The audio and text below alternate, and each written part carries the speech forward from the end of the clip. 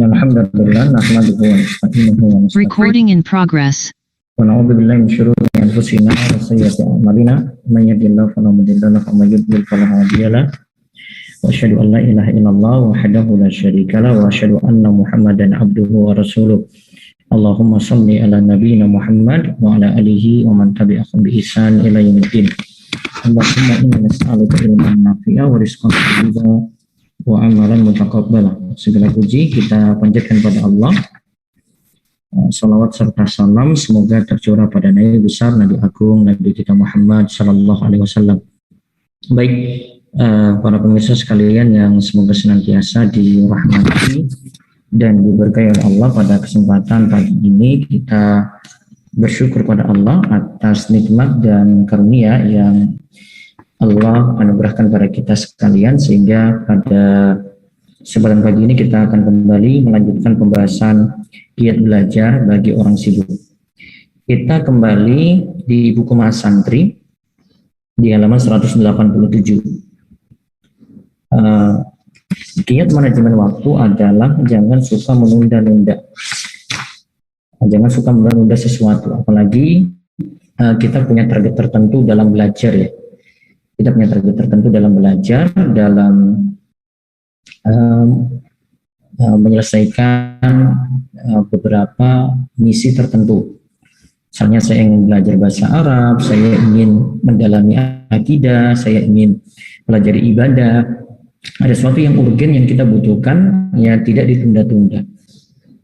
Ini kiat manajemen waktu yang ketiga. Jadi kiat manajemen waktu yang pertama adalah buat batasan waktu, terus tinggalkan hal yang tidak bermanfaat. Terus yang ketiga ini jangan punya kebiasaan menunda-nunda, berkata nanti sajalah, nanti sajalah.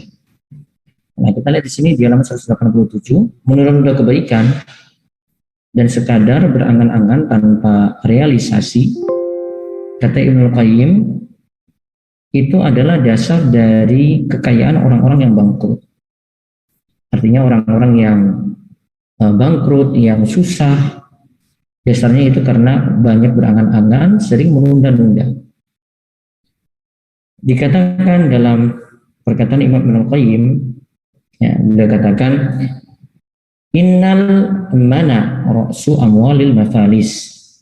Sekadar berangan-angan tanpa realisasi itu adalah dasar dari harta orang-orang yang bangkrut.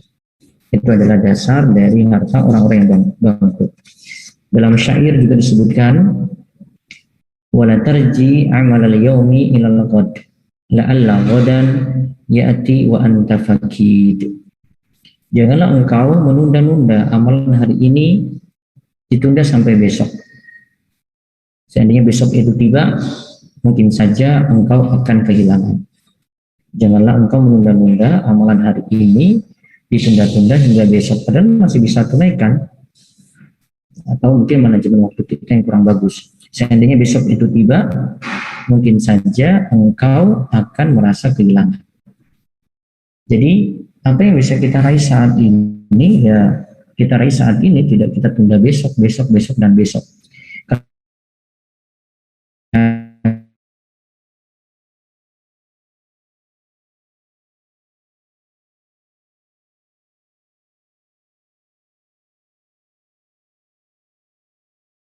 Seperti itu ya, akhirnya kita mungkin keadaan tua, keadaan seperti ya, kita yang masih muda, besok dan besok lagi, apa yang bisa kita lakukan saat ini ya kita lakukan.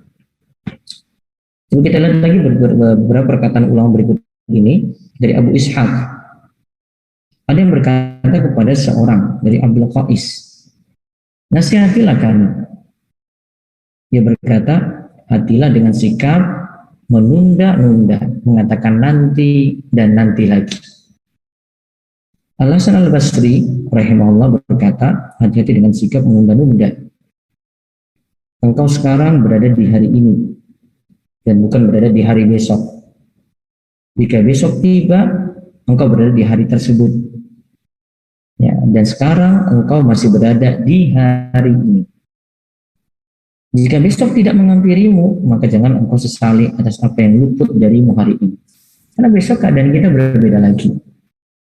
Ada keadaan kita itu sibuk, Nah, kita mungkin bisa sakit, keadaan lagi malas, keadaan tidak sefit saat ini, ya, keadaan mungkin terhalang pandemi, ya, mungkin terhalang karena kesibukan keluar kota, ya.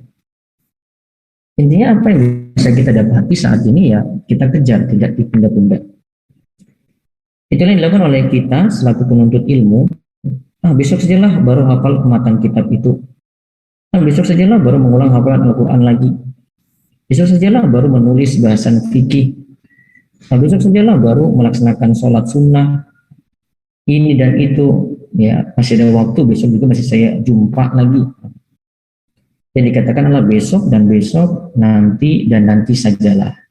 Nah ini yang kita mesti koreksi bersama ya. Ini kami juga bagi yang mendengar, mudah-mudahan waktu kita jadi punya berkat tidak banyak menunda-nunda.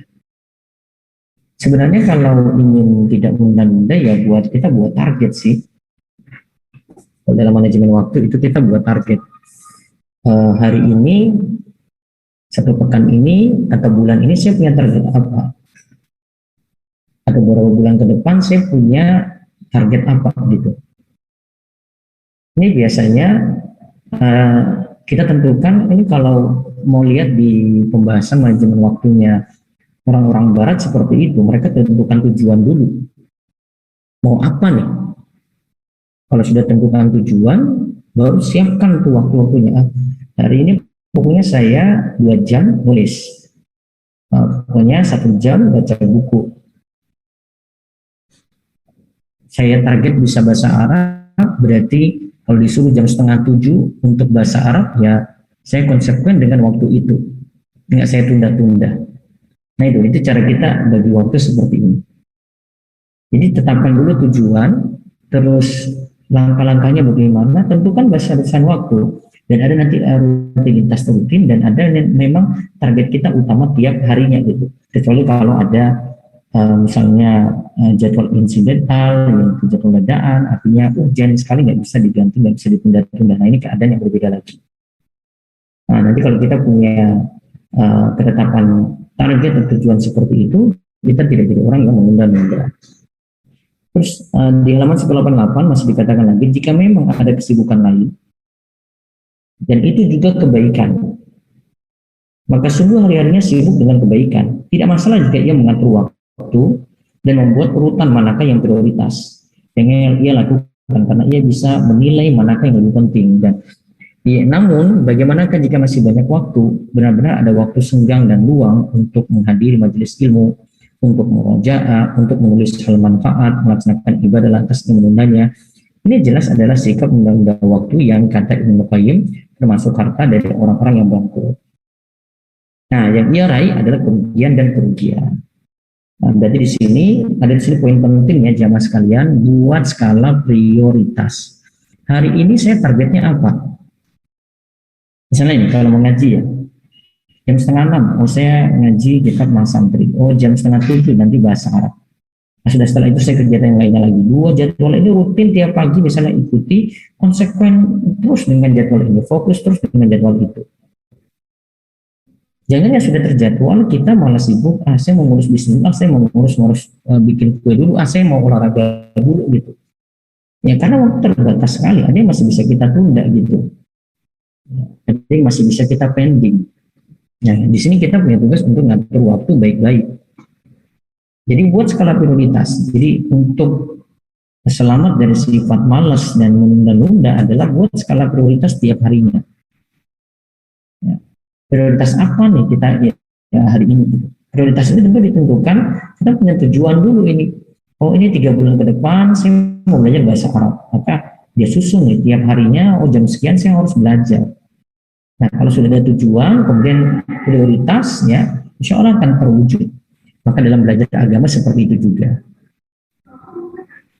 Nah, kita lihat di halaman 189, ini memanfaatkan setiap detik waktu untuk kebaikan dan ibadah. Detik waktu untuk kebaikan dan ibadah. Coba lihat contoh para ulama di masa silam. Mereka adalah orang-orang yang sangat semangat memperhatikan waktu dengan baik. Nah, kalau kita lihat contoh-contoh kayak gini, semakin kita termotivasi, ya. Semakin kita itu semangat. Ya. Apa di sini diceritakan? Pertama, Salim Ar-Razi. Ini ulama Syafi'iyah. Pernah mengatakan, aku telah membaca satu juz kitab selama perjalananku. Itu ia lakukan dalam perjalanan pergi dan pulang ke rumahnya. Jadi orang yang kutu buku, ya. Namun kutu bukunya ini dia lakukan dengan cara kemana-mana bawa buku. Jadi memang harus bangun kebiasaan, ya, untuk gemar baca buku. Karena kalau kita itu gemar baca buku itu kemana-mana di tas itu sediakan buku cadangan, atau di HP kita kalau sekarang sudah zaman canggih siapkan PDF yang mau dibaca. Kalau dia punya iPad misalnya atau tablet, nah itu ada PDF-nya tuh. Mungkin sediakan pena juga, ada pen gitu ya. Ini ada pen namanya. Nah, ini pen. Ketika waktu senggang, waktu luang, ya buka itu, baca. Kapan kita dapat waktu senggang, waktu luang? Ya tadi perjalanan bisa, kalau mungkin kita dengan supir tidak bawa kendaraan sendiri, atau ketika ngantri itu suatu pekerjaan yang membosankan sebenarnya. Tapi kalau kita bisa isi dengan hal yang manfaat, jadi terasa nikmat juga ngantri nunggu gitu. Kita nggak emosi-emosian mau teriak-teriak orang yang lambat di depan kita misalnya. Ya, karena kita ada kerjaan lain di situ. Nah ini coba-coba dari Salim Ar-Razi seperti itu. Nah, biasakan gemar membaca pertama, kemudian punya target membaca juga, ada waktu luang, nah manfaatkan buku untuk dibaca atau mungkin di PDF untuk dibaca. Walaupun saat ini mungkin orang lebih senang baca status media sosial, tapi kurang utuh ya. Coba kalau belajar untuk membaca buku-buku secara utuh dari awal sampai akhir gitu, ini insya Allah lebih berkesan. Kemudian yang kedua, ini ada Al-Hafidz Adz-Dzahabi. Namun ini ceritakan tentang biografi Al-Khatib Al-Baghdadi. Al-Khatib Al-Baghdadi. Sudah biasa, ya, Al-Khatib itu berjalan dan ada 7 kitab di tangannya. Tujuannya apa? Ia telah satu juz kitab di tangannya untuk apa? Dia telah orang kutu buku tuh kayak gitu tuh. Jadi ciri ulama itu kutu buku. Nah, ciri ulama itu kutu buku. Buku dibawa kemana-mana. Ada waktu luang dibaca. Dan ini lihat, bacanya sambil jalan coba ya. Insya Allah. Ya kita mungkin anggap itu orang aneh, tapi saking pentingnya manfaatkan waktu itu kan. Seperti itu mereka. Saking pentingnya manfaatkan waktu luar biasa. Terus yang ketiga, anak dari Ibnu Asakir pernah menceritakan tentang bapaknya bahwa sejak 40 tahun ia selalu sibuk bersama kitab ilmu. Sibuk ini 40 tahun ya, bersama kitab ilmu.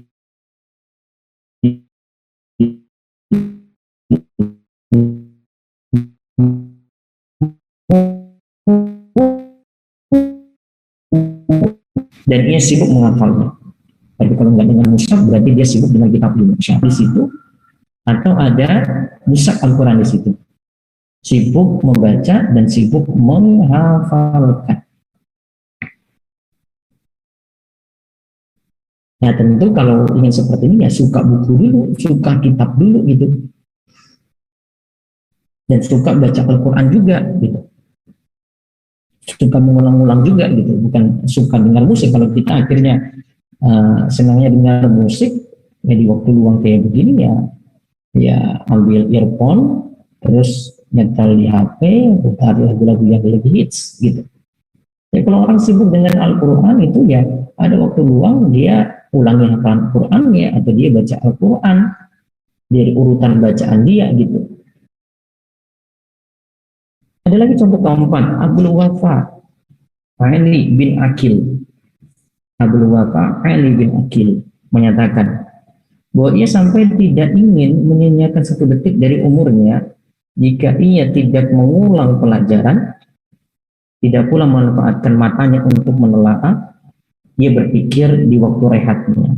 Jadi waktu baca, waktu menelaah dia manfaatkan. Kalau tidak dia itu istirahatkan matanya. Berarti matanya untuk 3 hal saja kalau dilihat dari kesimpulan ini: mengulang pelajaran, ya, kemudian manfaatkan waktu untuk menelaah lagi. Menelaah itu berarti mengkaji lebih dalam. Mutolak itu berarti mengkaji lebih dalam.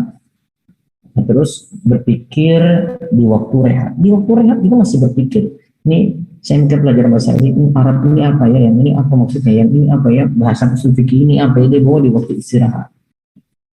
Nanti contoh orang-orang alim seperti itu. Yang kelima lagi di sini, bagaimana ulama memanfaatkan waktu lagi. Ibnu Qayyim berkata bahwa ia mengetahui sendiri ada ulama yang sakit. Ia mengetahui sendiri ada ulama yang sakit, pusing, atau sakit demam. Saat itu kitab masih berada di sisi kepalanya. Jadi dia tidur itu saat sakit kitab masih ada di sisi kepalanya. Jika sadar, ia membaca buku tersebut. Jika ia tidak sadarkan diri, buku tersebut tergeletak, yaitu diletakkan di situ. Dan para ulama, Masya Allah, waktu saat sakit juga seperti itu. Ini ciri-ciri alim seperti ini ya, ciri-ciri ulama itu seperti itu. Jadi kemana-mana, walaupun misalnya dia di rumah sakit, ya, atau dia dalam keadaan sakit di rumah, selalu yang menemani dia buku dan buku gitu. Kalau saat ini yang menemani kita HP, ya cuma dengan satu media sosial saja gitu. Padahal ini lebih manfaat. Kita bisa, walaupun mungkin keadaan susah seperti itu, masih bisa dapat manfaat ilmu dari kitab-kitab. Kalau ini bahas kitab para ulama, ya dari kitab-kitab klasik dulu, ilmu-ilmu dari para ulama secara langsung. Jadi manajemen berikutnya lagi adalah manfaatkan waktu setiap detik.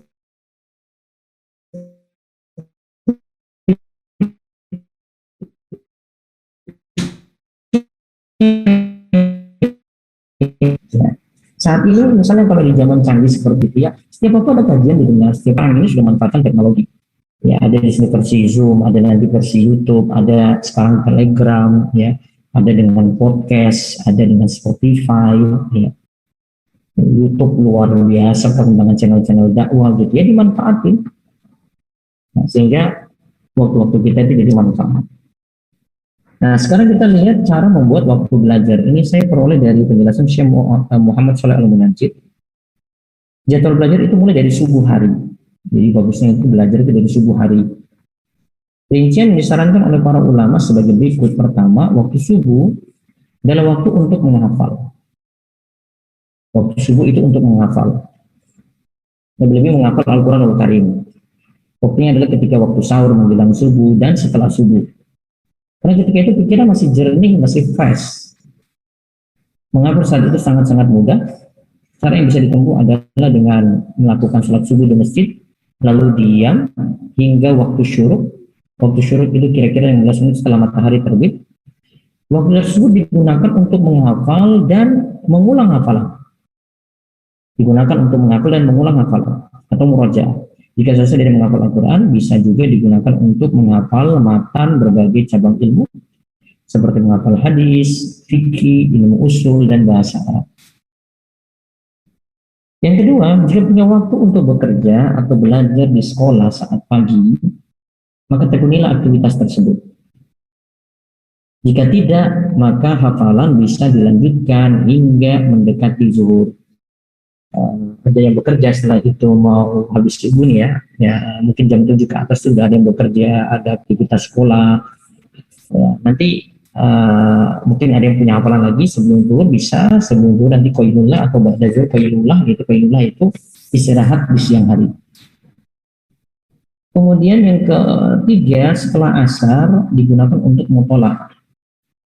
Kalau hafalan itu cocoknya pagi-pagi. Tapi kalau untuk mutola'ah itu sore, membaca, belajar, atau menghadiri majelis ilmu, atau mengulang hafalan yang telah dihafal itu sore hari. Lalu yang keempat, setelah maghrib digunakan untuk menghadiri majelis ilmu. setelah ba'da isya digunakan untuk mengulang pelajaran atau menelaah suatu pelajaran. Intinya schedule yang 4 poin ini masing-masing orang berbeda-beda, tinggal memanfaatkan tergantung dari kesibukan sendiri-sendiri ya, dan kecocokan untuk dia. Namun kalau mau cocok ya, mau paling bagus hafalan itu letakkan di pagi hari. Ya, hafalan itu letakkan di pagi hari. Namun penjauhan di atas berbeda untuk setiap orang. Seorang pekerja dengan seorang yang masih jadi pelajar atau mahasiswa tentu berbeda manajemen waktunya. Terus seorang yang telah menikah dan yang masih bujang juga berbeda. Orang yang super sibuk dengan yang biasa saja tentu berbeda pembagian waktunya.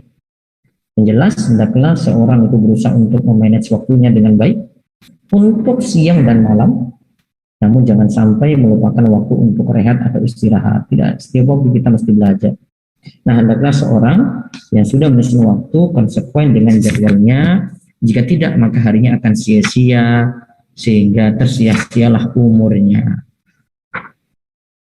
Nah, di antara waktu yang bisa dimanfaatkan itu waktu pagi. Dan kesempatan besok insya Allah kita akan bahas kiat belajar menurut Imam Syafi'i dan bagaimana suksesnya belajar di pagi hari. Wallahu a'lam bishawab. Ini yang bisa kita kaji untuk kesempatan ba'da subuh ini di pagi hari penuh berkah. Mudah-mudahan keberkahan bagi kita semuanya. Ya, silakan jika ada yang ingin bertanya, kami persilakan monggo. Via Zoom terlebih dahulu, Ustadz. Ya, via Zoom dulu. Silakan yang chat kalau ada. Baik, Ustadz, saya bacakan via chat. Bismillah, Assalamualaikum warahmatullahi wabarakatuh, Ustadz. Waalaikumsalam warahmatullahi wabarakatuh. Ana ingin bertanya tentang hadis, barang siapa mengerjakan sholat 12 rakaat dalam sehari, itu khusus untuk sholat rawatib atau sholat sunnah apa saja, yang penting sehari melakukan sholat sunnah 12 rakaat ya Ustadz? Itu rawatibnya itu qobliyah subuhnya 2, qobliyah zuhurnya 4, ba'diyah zuhurnya 2, terus ba'diyah maghrib 2, ba'diyah isya 2. Saya ulang, qobliyah subuhnya 2, terus qobliyah zuhurnya 4, ba'diyah zuhurnya nanti 2, terus kalau asar tidak ada rawatib yang dimasukkan dalam hadis yang 12 tadi, adanya ba'da maghrib itu 2, terus ba'da isya 2. Itu kalau yang dimasukkan 12 yang nanti keutamaannya buniyallahu baitan fil jannah, akan dibangunkan baginya rumah di surga. Ya, berikutnya lagi. Baik Ustaz, izin bertanya di luar tema. Ya. Bagaimana pandangan syariat Islam adik kakak sekandung laki-laki dan perempuan tinggal serumah dan beda kamar karena orang tuanya kerja di luar kota. Kakak laki-laki sudah lulus kuliah dan adik perempuan masih kuliah karena ada kekhawatiran dari orang tuanya. Jazakallahu khairan Ustadz. Yang ditanyakan itu apa? Bagaimana pandangan syariat Islam adik kakak sekandung laki-laki dan perempuan tinggal serumah dan beda kamar? Itu saudara kan? Adik? Ya, Ustadz. Ya masih boleh kalau masih ini, tapi memperhatikan adab-adab saja ya, karena tentu kalau sudah balik, sudah dewasa berbeda dengan anak-anak ya. Terus berikutnya lagi, bagaimana dengan ibu rumah tangga yang banyak anak dan masih kecil-kecil, tidak ada asisten rumah tangga, kemudian kemudahan mendengarkan kajian sambil melakukan aktivitas rumah tangga, tidak sempat mencatat, ilmu pun masuk cuma sedikit-sedikit. Apakah itu termasuk tidak beradab terhadap ilmu?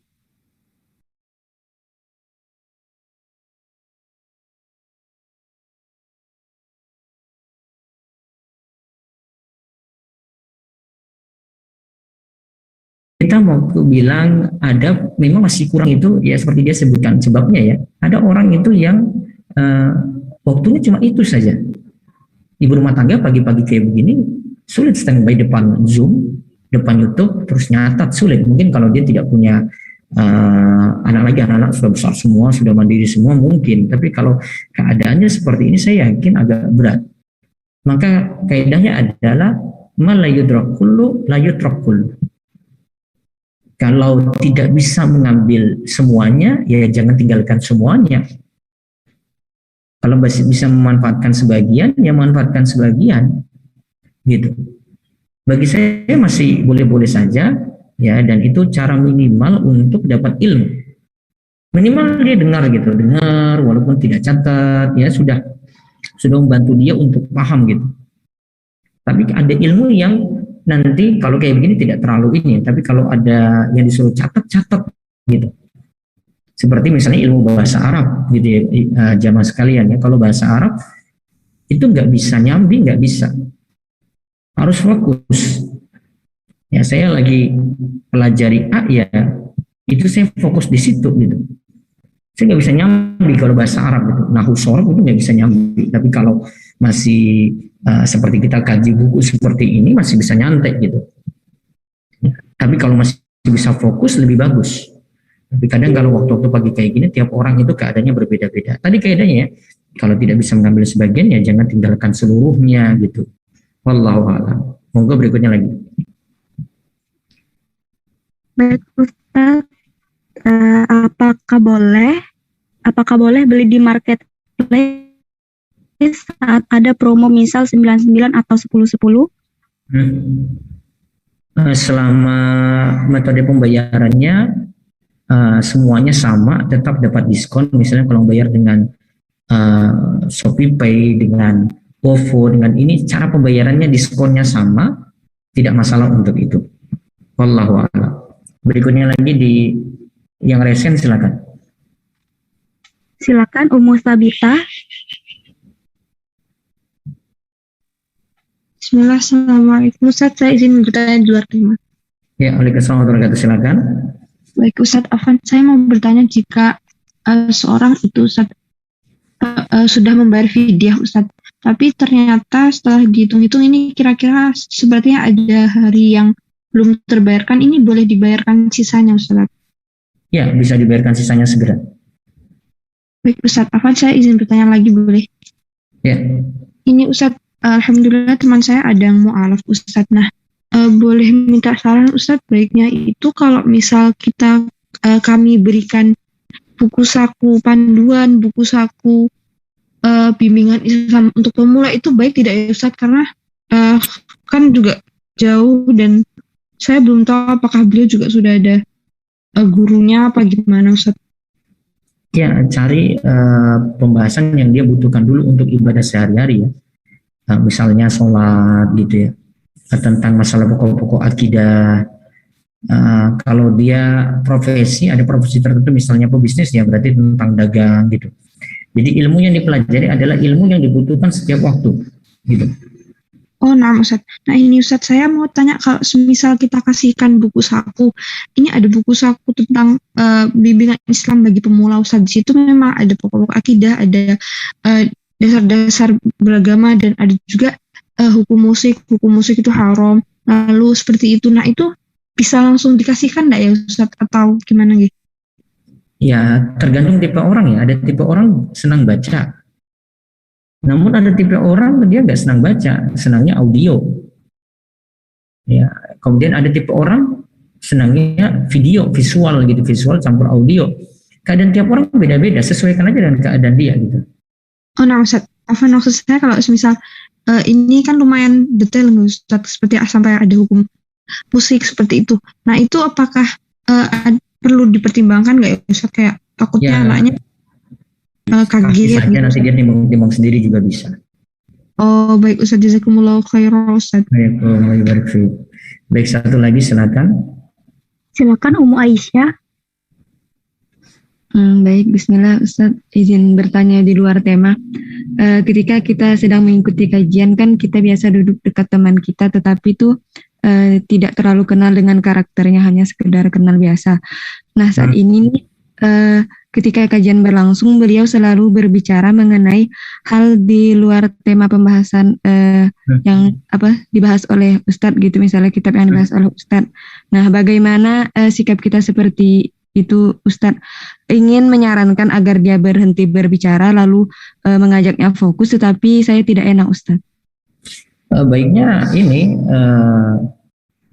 fokus saja gitu. Jadi kalau kita belajar fokus pada materi, jangan fokus dengan pembicaraan teman gitu. Kalau dia mau menyapa pada awal-awal nggak apa-apa, tapi kalau sudah masuk pelajaran terus dia mengganggu, ya bilang aja, tunjukkan prinsip, saya mau fokus dulu, saya belajar dulu karena ini penting saya dengar gitu, daripada tidak mendapatkan ilmu semacam itu lagi. Baik, nah Ustaz, izin bertanya satu lagi Ustaz. Saat kajian nih lebih baik kita duduk di depan atau di belakang Ustadz. Ketika kita duduk di depan ini kita bisa fokus tetapi kita tidak memiliki teman begitu. Tapi kalau di belakang nih kita bisa bersama dengan teman tetapi resikonya itu kayak banyak gangguan gitu Ustadz. Cari yang mana yang bisa fokus saja, Bu. Cari yang mana yang bisa fokus karena intisari ilmu ada dua. Intisari cara menyerap ilmu dua, Bu, kata Imam Ibnul Qayyim. Yang pertama mendengar. Yang kedua fokus. Al-aqlu was-sam'u. Al-aqlu itu ke masalah fokusnya, as-sam'u itu ke mendengarnya. Kalau dua ini jalan, tidak ada gangguan sama sekali, ilmu dapat. Namun kalau dua ini nggak ada, ya maka tidak bisa dapat ilmu. Misalnya, ibu lihat, ini sekarang lagi zoom ini ya, ibu lihat, tapi suara nggak masuk, ibu nggak akan dapat ilmu di situ. Tapi kalau ibu fokus dengar, walaupun zoom itu matikan videonya, ibu dapat ilmu di situ. Maka cara mencari ilmu atau dapat ilmu dua ini harus ada. Baik, mohon Ustaz. Jazakallahu khair. Ya, berikutnya lagi Ummu Zahra. Bismillah, Assalamualaikum Ustaz. Waalaikumsalam warahmatullahi wabarakatuh. Mau nanya di luar tema Ustaz Afwan. Ya. Tadi kan ada yang nanya soal sholat rawatib. Yang saya mau tanyakan, yang rawatib sebelum zuhur itu kan 4 Ustaz. Itu dikerjakan langsung 4 atau dua-dua Ustaz? Baiknya. Dua-dua lebih bagus. Masna, 2 rakaat salam, 2 rakaat salam. Kalau sholat witirnya Ustaz, kalau 3 rakaat langsung 3 atau 2 Bisa 1? 2-1, bisa 3 langsung.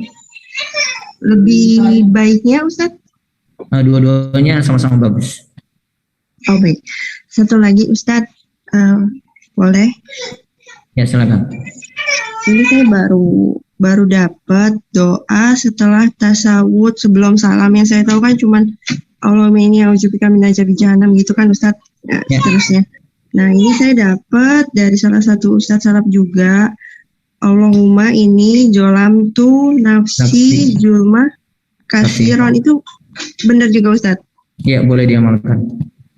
Oh, bergantian ya Ustaz. Berarti kalau pun saya bisa ngafalin, apa bisa dibarengin sama yang bisa. tadi? Kalau mau prioritas baca yang tadi, Allahumma inni a'udzubika min adzabi jahannam wa min adzabil qabri wa min fitnatil mahya wal mamat wa min syarri fitnatil masiihid dajjal. Itu prioritas utama. Oh baik, kalaupun dibarengin boleh juga ya Ustaz? Kalau dibarengi apa salah satu? Boleh barengi nggak apa-apa, Bu. Oh baik Ustaz, kira gitu. Cukup Ustaz. Jazakallahu khairan. Assalamualaikum. Berikutnya lagi Bu Farah, silakan. Itu dia. Iya, assalamualaikum. Assalamualaikum. Iya, assalamualaikum warahmatullahi wabarakatuh. Warahmatullahi wabarakatuh. Silakan Bu. Iya, gini ya Ustadz. Ada kan lagi masa iddah Ustadz. Terus kita mau keluar rumah karena untuk menyelesaikan hutang piutang suami. Apakah itu diperbolehkan Ustadz? Kalau darurat masih boleh. Kalau misalnya gini kan kita sudah nyuruh orang, tapi orang itu nggak cepet-cepet melaksanakan itu yang diperintahkan itu Ustadz. Terus jadi kayaknya harus diurus sendiri gitu Ustadz. Jadi apa diperbolehkan? Halo? Oh. Iya, kalau hutang itu ya, darurat enggak? Kalau darurat masih boleh, Bu. Kalau termasuk darurat enggak, Ustaz? Yang tahu darurat Ibu, kalau nggak diurus jadi masalah gitu ya, Ibu yang tahu. Oh, gitu. Ya. Kan udah meninggal, Ustaz. Jadi memang harus diurus sepertinya. Ya. Bisa tetap diurus. Oh iya. Jadi diperbolehkan ya. Jazakallahu khairan Ustaz. Ya, aku berikutnya lagi terakhir, silakan Bu Rini. Bismillahirrahmanirrahim. Assalamualaikum warahmatullahi wabarakatuh, Ustaz. bertanya, saya pernah mendengar Ustadz bilang kalau kita tetap bersilaturahmi dengan ustazah atau guru kita ya Ustadz, meskipun kita kita sudah tidak menimba ilmu dari beliau. Jadi karena mungkin sudah beberapa bulan saya tidak kontekan dengan ustazah saya dulu waktu zaman sekolah dulu Ustadz. Jadi kemarin saya coba untuk silaturahmi lagi, kontekan lagi. Jadi saya menceritakan tentang aktivitas saya sekarang. Jadi saya ngaji sama Ustadz, ikut kelas bahasa Arab seperti itu. Cuman setelah silaturahmi itu saya berpikir ini saya nggak pamer atau ria atau menyombongkan diri itu gimana ya Ustadz? Atau itu saya nggak beradab ya sama guru saya dulu tuh? Gimana apa-apa, itu masih dalam hal yang wajar-wajar saja. Oh baik Ustadz, jazakallah khairan Ustadz. Ya, baik, mungkin kita cukupkan. Insyaallah besok pagi kita masih lanjut lagi tentang kiat belajar dari Imam Syafi'i. Ada 6 poin ditambah dengan berkah belajar waktu pagi. Semoga jadi ilmu manfaat dan Allah memberkahi waktu kita semua dalam kebaikan. Kita tutup dengan doa kafaratul majelis. Subhanakallahumma bihamdika asyhadu an la ilaha illa anta astaghfiruka wa atubu ilaik. Silakan jika ada yang bergabung dengan bahasa Arab nanti di Zoom khusus dan di YouTube. Ya, assalamualaikum warahmatullahi wabarakatuh.